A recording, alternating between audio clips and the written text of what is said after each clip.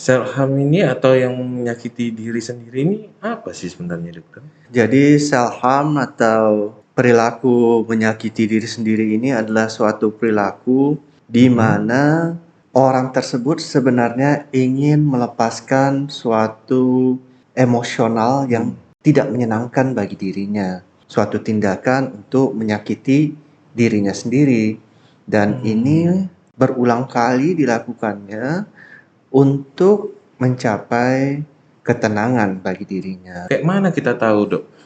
Orang ini kemungkinan dia ini self harm atau enggak, kayak gitu kayak mana kita tahunya, dokter? Iya, jadi biasanya kita taunya itu kalau orang itu sudah terlalu sering mengurung diri di kamar.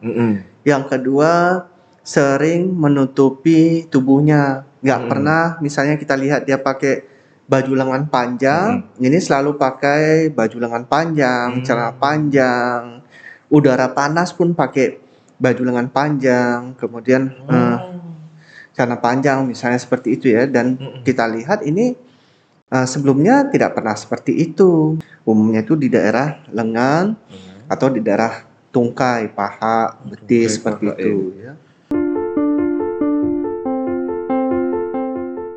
Assalamualaikum, salam sejahtera, salam sehat jiwa. Bersama saya Saifuddin Nasution di acara Seksi Ansetas BPPD SKJI. Dan tidak asing lagi bagi kita mengenal dokter ini. Apa kabar, dokter? Sehat, Bang Udin. Bang Udin apa kabar? Alhamdulillah sehat, dokter. Ya, ini kan dokter sering kita menemukan untuk problem ini, dokter. Pembahasan kita kali ini. Oh iya, tentang apa itu Bang Udin? Ini agak sedikit melukai diri sendiri. Oke. Ini banyak kali atau yang kita sering kenal mungkin self harm ya, dokter ya. Dan kita ini mau tahu sih, Dok, bagaimana sih tanda dan gejala perilaku yang melukai diri sendiri ini. Iya. Dok, itu kan bermanfaat juga, apalagi kita bisa pertolongan cepat kan, dokter. Betul sekali itu Bang Udin. Jadi, Dok, self harm ini atau yang menyakiti diri sendiri ini apa sih sebenarnya, dokter? Iya, jadi self harm atau perilaku menyakiti diri sendiri ini adalah suatu perilaku di mana orang tersebut sebenarnya ingin melepaskan suatu emosional yang tidak menyenangkan bagi dirinya. Nah, bagi kebanyakan orang mungkin saat dia merasa tidak nyaman, dia bisa melakukan suatu hal yang baik ya, Bang Udin. Nah, pada perilaku self harm ini, dia malah saat kondisinya, perasaannya tidak nyaman bagi dirinya, maka untuk menenangkan dirinya, dia melakukan suatu tindakan untuk menyakiti dirinya sendiri. Dan ini berulang kali dilakukannya untuk mencapai ketenangan bagi dirinya. Seperti itu Bang Udin. Oh, berarti dia, dokter, menyakiti diri malah untuk ketenangan dia ya, Dok ya? Benar, itu salah satu jalan keluar bagi dirinya dengan melakukan. Menjadi jalan keluar, Dok. Benar. Menarik sekali ya, Dok ya? Iya.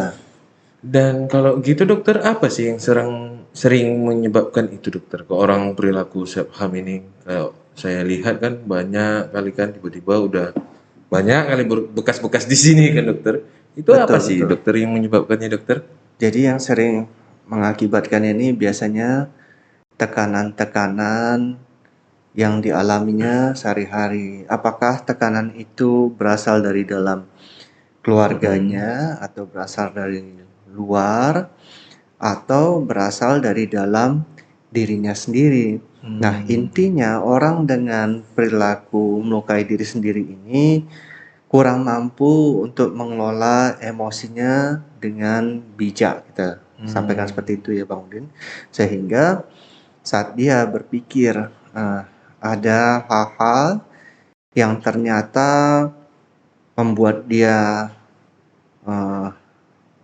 sakit secara emosional maksudnya ya, dan mungkin dia tidak bisa mengungkapkannya kepada orang tersebut atau kepada lingkungannya, maka dia akan masuk ke dalam kamar, mengambil benda tajam dan mulai untuk melukai dirinya sendiri seperti itu, Bang Udin. Dan ini kan dok, kalau yang kita lihat kayak tadi dokter bilang dia orang yang tertutup. Iya. Kadang-kadang kan kita bingung juga dok. Jadi mengetahuinya ini sebenarnya orang ini Sherham atau yang lain kan dokter. Karena ini kan dia orang tertutup. Kayak mana kita tahu dok? Orang ini kemungkinan dia ini Sherham atau enggak. Kayak gitu kayak mana kita tahunya dokter? Iya. Jadi biasanya kita taunya itu kalau orang itu sudah terlalu sering mengurung diri di kamar. Yang kedua, sering menutupi tubuhnya. Nggak pernah misalnya kita lihat dia pakai baju lengan panjang, ini selalu pakai baju lengan panjang, celana panjang. Udara panas pun pakai baju lengan panjang, kemudian celana panjang misalnya seperti itu ya. Dan kita lihat ini sebelumnya tidak pernah seperti itu ya. Ini bisa kita tahu dari tanda-tanda seperti itu. Lama sekali berada di kamar mandi pun kita juga harus hati-hati. Jangan-jangan dia sudah ada melakukan tindakan yang untuk menyakiti dirinya di situ, Bang Udin. Baik dok, tapi agak yang ke kamar mandi itu saya juga lama juga di kamar mandi, tapi aman dok, aman. Iya, betul Bang Udin. Bebas dari perilaku self harm ya Bang Udin. Aman dok. Syukur Bang Udin. Jadi kan dok, yang menarik sekali tadi yang dokter bilang tadi kan dok, dia memakai tangan panjang, yaitu celana panjang, dan untuk yang pada musim panas pun dia memakainya itu karena dia menutupi atau menutupi, betul. Menutupi, dia takut ketahuan juga kan. Sebenarnya kan mereka ini tahu bahwa yang mereka lakukan itu salah. Hanya saja dia pun tidak bisa membendung keinginan untuk menyakiti dirinya tersebut. Sehingga yang terjadi adalah selalu dia lakukan lagi. Sampai banyak sekali bekas-bekas luka biasanya yang kita jumpai. Umumnya itu di daerah lengan atau di daerah tungkai, paha, betis, seperti itu ya. Dan kalau begitu dokter, ini sama nggak dengan suicide itu dokter? Karena kan melukai diri sendiri juga kan dok? Berbeda ya. Oh berbeda ya dok? Berbeda. Kalau pikiran bunuh diri atau suatu usaha untuk melakukan bunuh diri itu, mereka memang ingin untuk mengakhiri hidupnya seperti itu ya. Benar. Tapi kalau pada perilaku menyakiti diri sendiri ini lebih berupa untuk mencapai ketenangan batiniah saja seperti itu. Oh, berarti kepuasan dia ya dokter? Benar. Kalau gitu tadi dokter bilang mereka orangnya tertutup, yaitu kadang-kadang kita pun nggak tahu. Dan kapan sih, kayak tadi dokter bilang kan kita udah tahu nih ciri-cirinya. Kapan sih sebenarnya seharusnya kita bawa dia itu untuk berobat dokter? Jadi sebenarnya kalau yang disampaikan itu lebih cepat lebih bagus Bang Udin. Begitu kita lihat ada keluarga terdekat kita, teman terdekat kita, kita tahu sudah mulai mengarah ke perilaku menyakiti diri sendiri tersebut, maka sesegera mungkin dibawa ke dokter untuk mendapatkan penanganan yang tepat untuk mengatasi keluhan-keluhannya tersebut. Oh gitu ya dok. Iya. Dan kalau dibawa ke psikiater nih dok, pasien-pasien seperti ini mungkin ada pengalaman dari dokter kan dok? Iya. Bagaimana, apa yang dokter lakukan? Pengobatan apa yang dokter berikan dok? Memang ada obat-obat tertentu yang bisa kita berikan, tapi akan lebih bagus lagi kalau pada kondisi mereka yang mengalami perilaku untuk menyakiti diri ini dengan diberikan psikoterapi itu jauh lebih bagus Bang Udin. Contohnya psikoterapi psikodinamik, psikoterapi perilaku kognitif, kemudian mindfulness, atau hipnoterapi. Nanti ada salah satu narasumber mungkin yang bisa menjelaskan lebih lanjut tentang hipnoterapi pada perilaku self harm ini, dan juga hal-hal lain, contohnya misalnya dialectical behavior therapy. Nah, kondisi-kondisi di mana yang kita katakan terapi bicara ini, psikoterapi ini, berdasarkan penelitian-penelitian memang sangat membantu bagi mereka yang mengalami atau melakukan perilaku self harm ini.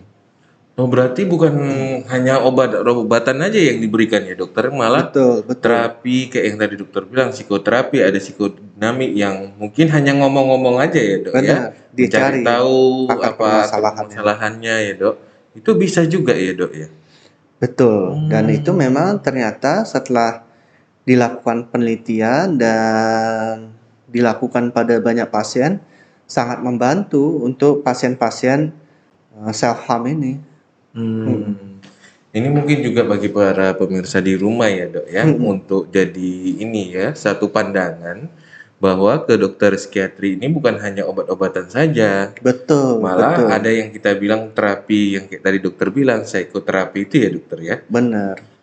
Jadi kan dokter, tadi dokter ada mengatakan nih kalau pengobatan itu dengan psikoterapi ya dokter Betul, ya, betul, Bang bukan Udin. hanya obat-obatan berarti yang untuk yang datang ke psikiater ini ya dokter ya. Iya, Jadi mungkin ini bisa jadi masukan untuk para penonton yang di rumah dokter, untuk bahwa enggak semuanya di psikiatri ini hanya betul obat-obatan sekali. dan terlalu lama, enggak juga ya dok. Malah ini menarik sekali menurut saya, ada yang psikoterapi dengan hanya seperti ngobrol-ngobrol, Benar, cerita-cerita untuk benar. mencari masalahnya ya dokter ya. Betul, Itu bisa juga untuk sebagai salah satu cara pengobatan ya dokter ya. betul sekali, Bang Udin. Jadi dokter, kalau begitu tadi dokter bilang ada psikoterapi, ada mungkin kalau sampai parah mungkin obat-obatan, itu berapa lama sih dok untuk self harm ini dokter?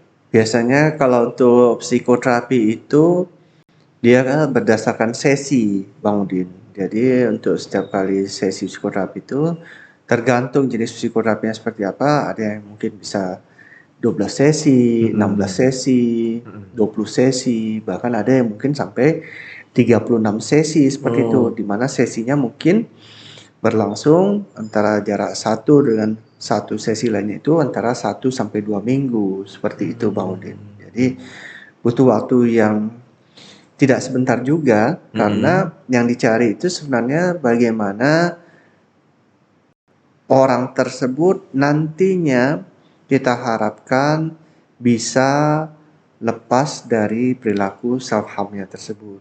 oh, menarik sekali ya dok. Berarti memang sebenarnya semua itu butuh waktu ya dokter ya, karena kan Betul. kita takutnya kalau misalnya sebentar, mungkin cepat lagi balik lagi. Mm-mm, Saya lihat mm-mm, kayak gitu dok biasanya. mm-mm. Saya tengok juga kadang-kadang di film, ya kan dok. Udah berobat, mungkin nggak tuntas, merasa sudah puas, ya balik lagi ya dok ya. Betul, Sebenarnya betul. nikmati aja sesinya itu ya dokter ya. Iya, Baik dokter, mungkin yang terakhir ini dok, mungkin ada pesan-pesan untuk penonton yang di rumah dokter? iya. Jadi perilaku self harm itu sebenarnya merupakan suatu perilaku yang tidak dibenarkan, baik secara kesehatan maupun secara keagamaan.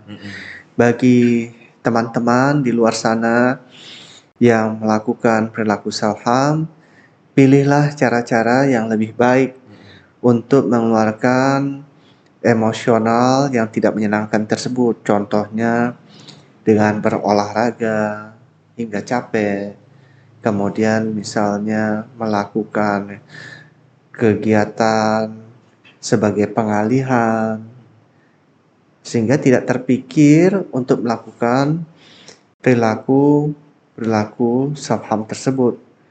Harapannya kalau itu sudah bisa dicegah, tentu kualitas hidup dari teman-teman tersebut akan bisa lebih baik. Demikian, Bang Udin.